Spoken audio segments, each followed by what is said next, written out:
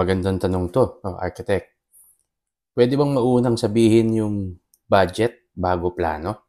So, ano ba dapat mauna, plano o yung cost? Alam mo, puwede naman kahit na anong mauna diyan.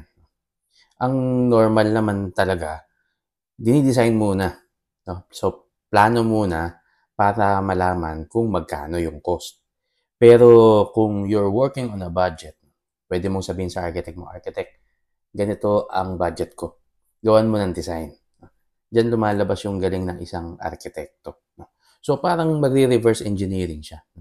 So, from buo, kung maliit ang budget mo, so depende yan sa budget mo, kung budget mo ay malaki or maliit.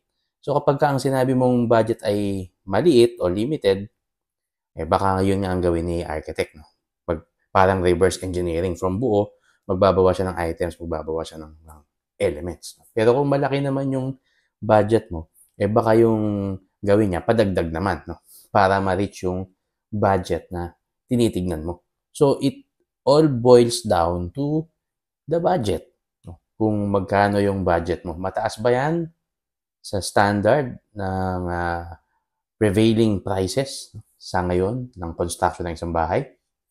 O yan ba ay mababa? Pero syempre, ang architect ay hindi magician, sasabihin niya sa'yo kung hindi kaya sa budget yung gusto mong mangyari.